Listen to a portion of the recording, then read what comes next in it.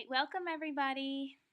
We're excited to share some information with you about the Council of Great City Schools and how these blended Canvas courses may benefit your staff and students. Before we get started, just remember that if you have any questions during the presentation, please feel free to type it in. We're going to be monitoring these questions and we have designated points during the webinar that will stop and address them.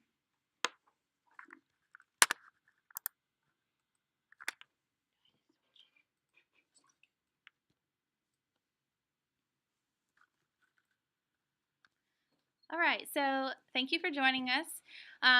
Let's take a look at some questions here before we get started. Are you looking for ways to strengthen core instruction for English learners? Are you desiring resources in support of the new ESSA requirements? Are you seeking complex text and rigorous tasks to engage ELs and grade level content in academic language? If you said yes to any of these questions, you're in the right place. Today we're going to dive into a new resource available to you and your instructional staff and ways we can customize support for the English learners in your school. So let's jump in. So just to build a little background around the collaboration between our department and EL Services with the Council of Great City Schools. Our collaboration, it supports a broader national movement towards embedding language within the content, rather than teaching language in isolation. As we preview the course today, you will see this instructional shift toward more complex text and academic conversation for English learners. The Council of Great City Schools brings together 70 of the nation's largest urban public school systems in a coalition dedicated to the improvement of education for children in the inner cities. The Council and its member school districts work to help our school children meet the highest standards and become successful and productive members of society. Today, we are going to focus on what the Council has created to meet the needs of English learners, but the practices will benefit all learners, as we are all academic language learners. I'll give you a moment to read the slide.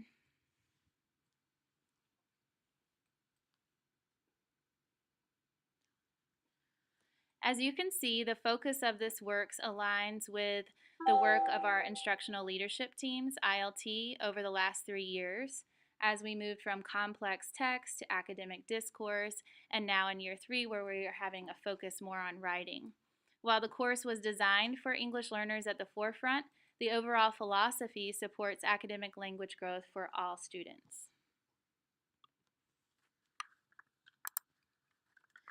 So let's take a look at the project overview and the work that's already been started around the Council of Great City Schools in our department right here in our district. Currently, we have a group of 12 content and ESL teachers collaborating at each level, elementary, middle, and high school. These 36 teachers are currently completing the online Canvas modules and meeting collaboratively to discuss and reflect on the impact of the course content in their classrooms. These teachers will be working with the EL department over the summer to design model units at each of the grade levels so that when your teachers are completing the course in your school, they will have exemplar lessons to implement in their own classes. As teachers at your school complete the courses, they will be invited to share units they create, which will be housed in a repository for teachers to collaborate and share across the whole district. Additionally, an EL department representative who is assigned to your school will be available to help customize delivery of the course content to fit your needs.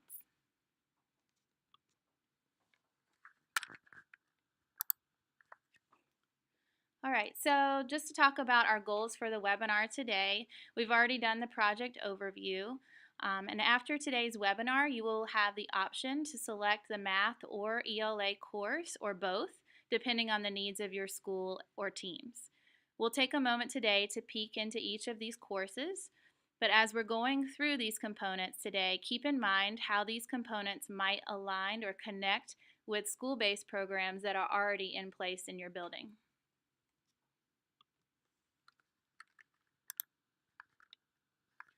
All right, so before we get started with the math course, let's talk a little bit about language. When educators talk about English learners, we often think about front-loading vocabulary, vocabulary, vocabulary. And our English learner students certainly do need vocabulary.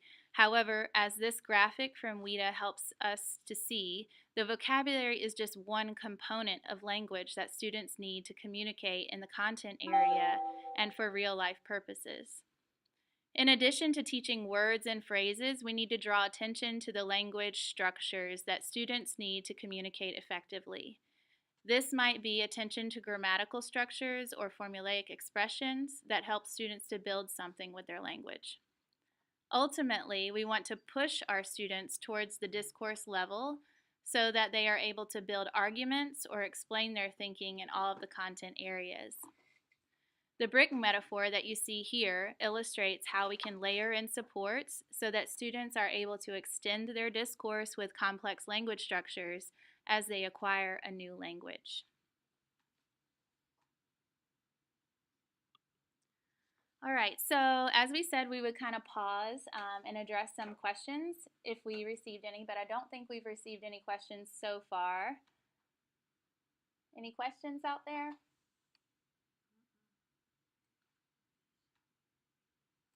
Okay, so we'll keep moving along into the math course, but of course, if you have a question, please type it in and we'll pause and when we get through the math before we get started with the ELA, we'll pause and address some of those.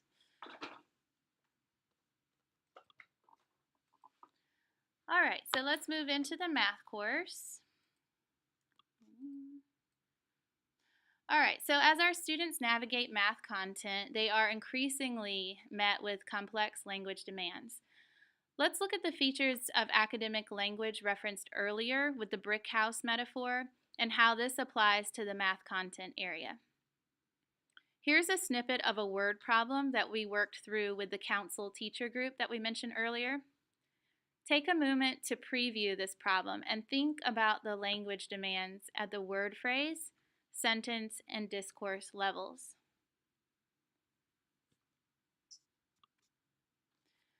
So when we did this activity with the council teacher group, they identified these words at the sentence level, word phrase level, and discourse level. So as you can see here, such simple words as blocks or table or rule, these multiple meaning words can cause students to struggle sometimes in the math content area. At the discourse level, you can see that the structure of the text could be confusing for a student, and we're not just asking students to complete the math and show their work, but we wanted them to explain their thinking using diagrams, graphs, and words.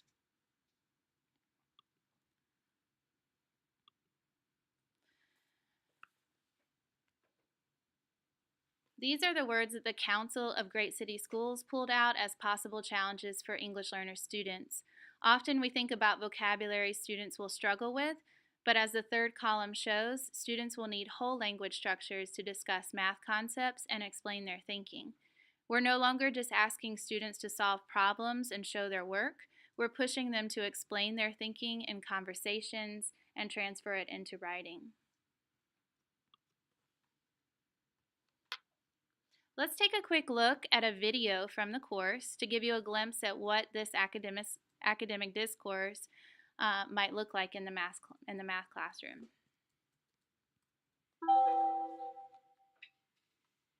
What she did to solve this problem is that she is a number bond, then she divide. I agree with you, Donovan. Oh, wait. I agree with you, Donovan, and I want to add what you said because when you said that they divide. I agree, and I want to add that they did a number one to figure out how many tables they need because there's 18 and each table is only 6 people. I agree with you, but I want to add something else that I also think that Mr. Alcaba used his mind because first she did the 3 reads because first she read it, then she told herself, I understand this. Then she did it.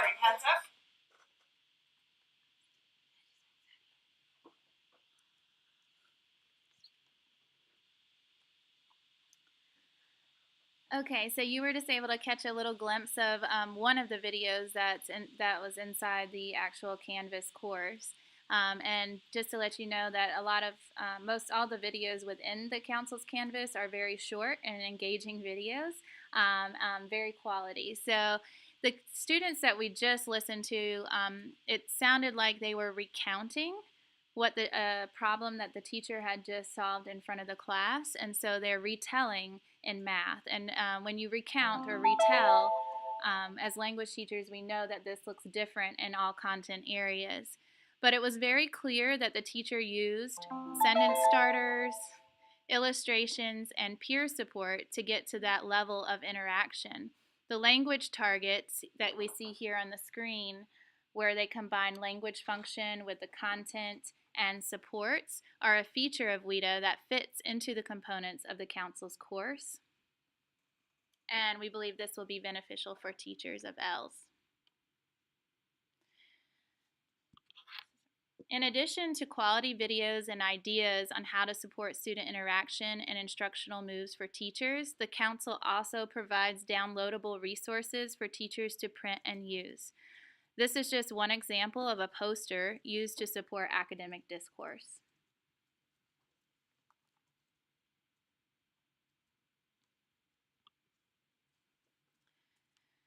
The Council's math course provides highly engaging tasks for students to engage in. For example, here you see the task, mathematically speaking. This strategy prompts students to not only solve the mathematical problem, but to explain their thinking, strategies, and solution to their partner. Students are given target words to use in their explanation. Students keep tally of how many times they use the target vocabulary, and the partner with the most tallies wins. Again, tasks such as these push our students towards the discourse level, and this is good for all students as we are all academic language learners.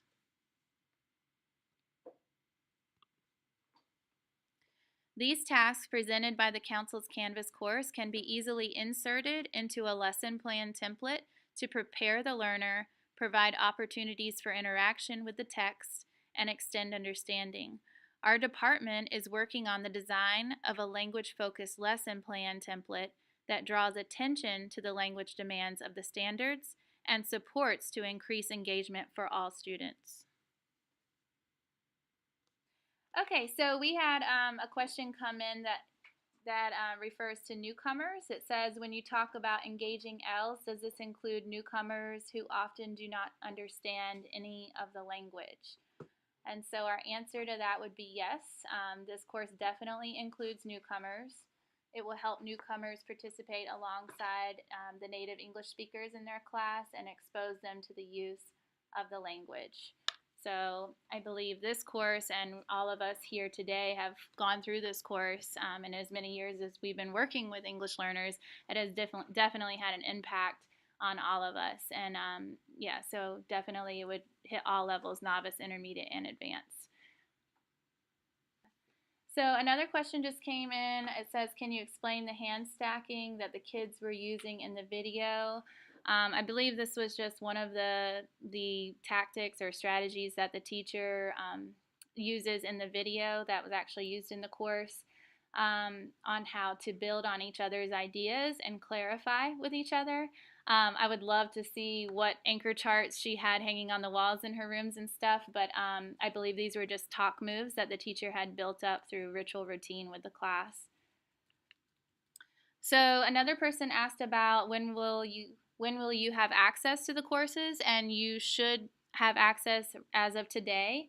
You should be able to log in, and at the end of this webinar, we'll give you some directions for how to do that. I did notice also that there's a few people that have joined us for the webinar that maybe did not fill out the initial Google form. So for those people, you might not have access today, but at the end, we're going to show you the directions for logging in, and you can email me, alyssa.manella, We have my email at the end, and I'll get an account set up for you, and you should have access usually within 24 hours.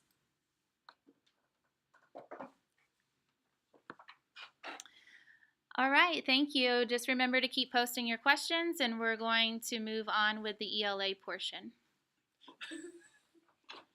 All right, and we'll stop for questions again at the end of the ELA course, so let's dive right in. So as teachers work through the modules in the Canvas course, they'll see examples of science and social studies lessons to show how language is attached to the content, and then how the strategies and philosophies of the council is going to be applied across all of the content areas. So if there's a group of science or social studies teachers at your school who are looking for ways to incorporate language scaffolds, this course will be good for them, as well as those ELA teachers in your school.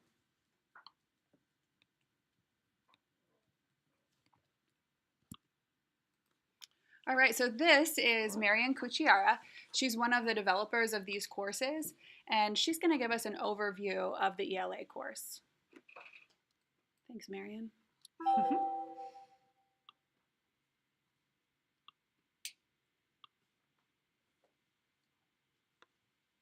In the upcoming series of courses, you will learn how to design and implement the 3 L's: learning, language, and literacy. Each course will uncover one or more of the 6 essential elements you will need to attend to as you develop your 3 L's lesson plan. We will be uncovering these elements and strategic moves separately, but each one is interconnected and designed to uncover content as we uncover language and literacy. All elements center around an overarching essential question, and it is this essential question which serves as a thread connecting these 6 elements, binding all these elements within the lesson and across lessons in the unit of study. Given the input and support that these elements provide, the 3 L's lessons represent a pathway to learning, language, and literacy that differs dramatically from how instruction for L's and struggling students has been traditionally mapped out, and that offers multiple opportunities for students to display what Dr. Lily Wong Fillmore calls flashes of insight that go well beyond commonly held expectations. As you will see in Course 1, teachers attending to learning, language, and literacy gather texts that are complex and compelling and are also linked to an essential question that students will be exploring. Questions such as, how are we all connected? How do humans impact ecosystems? Why save the rainforest? And how can the buildup of tension lead to war? These questions will require lessons that use text, talk, and tasks to uncover the essential questions, uncover the learning, the content, the knowledge, and at the same time uncover rich and complex academic language used in juicy text. The key to creating these integrated lessons is to be mindful that every element is uncovering learning, language, and literacy in a contextualized and integrated manner. As you watch these planning sessions, look carefully for how teachers plan for all 3 L's: learning, language, and literacy. So here's a closer look at the lesson flow that she showed us in the video.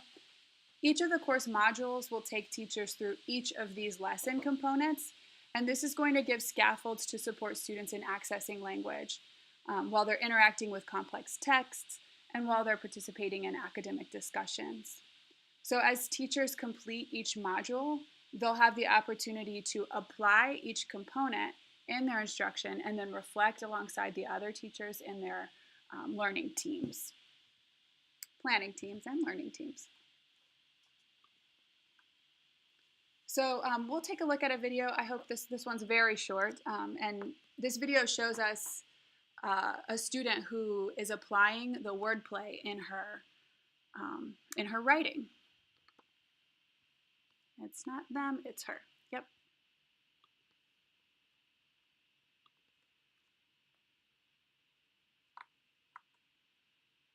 The deadly massacre is causing utter chaos. Some angry colonists are thinking about war. This deadly massacre has changed a whole new world. To sum this report, the boys threw snowballs at the sentry which caused the deadly massacre. We're not sure if this is all true because this is all according to John Tudor's diary, who is a patriot. So this video shows us how she applies vocabulary from the wordplay activity, and this is the second component of the lesson flow. You can see that she uses phrases like deadly massacre and utter chaos to describe the event, and you can also see evidence from a previous activity, a framed motivation activity, in which she gives evidence or cites the source of the information that she reported from John Tudor. Pretty impressive. So to take us back to the language target, this slide shows us the language function, or what she's doing with the language, explaining. The content topic, which comes from the Common Core Writing Standard 4.2, use precise language and domain-specific vocabulary. And then here it gives us the support, which is linguistic frames, and she uses these in her writing as an extension of the wordplay. As we talk about increasing rigor, we want to keep in mind that with increased rigor, English learners need high support. As this graphic illustrates, with a ladder, the students are potentially able to reach the target, but there is a risk of falling off. With a scaffold, the students can reach the target securely and safely. This is the difference between strategies and scaffolds. Scaffolds are like ladders. They elevate the student, but there is not enough support in place, so they may or may not fall off. Scaffolds, layered into instruction, provide more support, which lays a stronger foundation for language within the content areas. The framework of the Council of the Great City Schools provides a model for how to build language scaffolds consistently into instruction. Here is a student writing sample of a second grader. On the left, you can see where he started at the beginning of the year, which is just a short sentence. Rocks can melt and. After engaging in instruction led by the Council of the Great City Schools framework, we can see significant growth in his writing on the right. He used complex sentences with prompting from the sentence frame, as we see in his first sentence, when the baby hatches. He uses but and to connect ideas with compound sentences. There is also evidence of Tier 2 vocabulary, such as frigid and scurrying. And overall, we can see the amount, density, and cohesion of his writing has greatly improved. This is the type of growth we expect to see as a result of instructional moves from the Council course. As with the math section, we have developed a planning template to draw attention to the language domains and supports to increase engagement. This template will be used for the exemplar lessons that are being created over the summer and will be available for teacher and school use as well.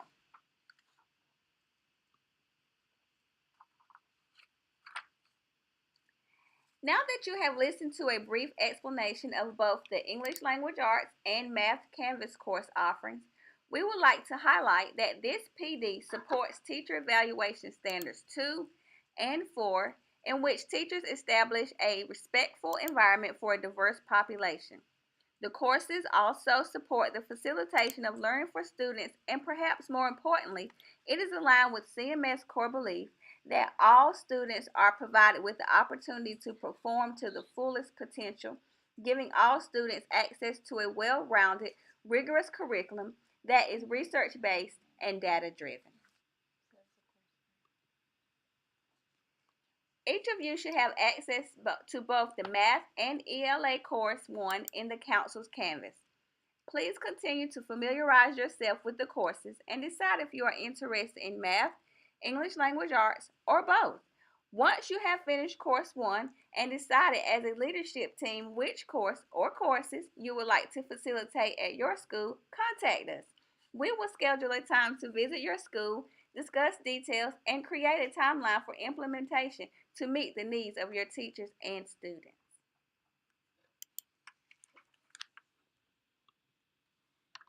All right, thank you, Tamika. All right, we're going to open back up for questions, and we did have one question come in. It says, Are these courses for all teachers, including classroom teachers? And the answer is a big yes. Definitely for classroom teachers, content area teachers, ESL teachers, admin, anyone in the building. It applies to everybody. Yeah, so another question was about registering or actually logging into the Canvas course. And so, like I said earlier, everybody who's a part of this webinar has been given access to the course. And so we'll go through those directions in just a moment with everybody. Okay, and then another question came in about, does it include instructional assistance? And this course is for certified staff only. If they want to be a part of the course and participate and see the modules alongside the teacher, then that would be okay. But as far as receiving My Talent credit and different things like that, then it would not be applied to them. Am I good? Okay, so let's just kind of recap everything that we've just gone through with you for both math and ELA. Again, we'd like to reiterate that how your teachers will benefit. They will benefit by having access to the Council of Great City Schools Canvas course materials, which are high quality materials. They will have on-site support for professional development at the school level. They will have access to complex and compelling text, as well as the units designed by teachers for teachers aligned with this shift to rigorous instruction for our English learners. All right, and so as promised, we're going to talk a little bit about logging into the Council of Great City Schools Canvas course. So this is the Council's Canvas, not our CMS Canvas. So we won't be going through NC Ed Cloud. We will be going to the cgcs.instructure.com. And so if you'd like to go ahead and log on now while we're on the webinar, we'll be here for support. If you have any technical issues, then we should be able to work through those with you. So if you'd like to go ahead and give it a try and just kind of type in the webinar, you can type in that you got in, or if you have a question about logging in, then we'll be here to help you. All right, somebody had a question about how long does it take to complete the course. If you were to just sit and listen to the course in Canvas, it would probably take roughly an hour and a half to go through each module. And there are 3 modules within each course. So depending on how you would like that to look in your school, that's where our department people would come in, and we would help you customize what that might look like in your building to help meet your needs at your school. So we want to say thank you all for being here today. We really are excited about the council's course, and we're looking forward to working with you in your schools. So we are here for support, and please do reach out to us with any additional questions or concerns. The last slide for the webinar has Alyssa's email address, and you can initially contact Alyssa, and her email address here, alyssa.manella, with any follow-up type questions, and we will reach out to you individually. All right, everybody be safe and have a great evening, and we look forward to talking with you soon.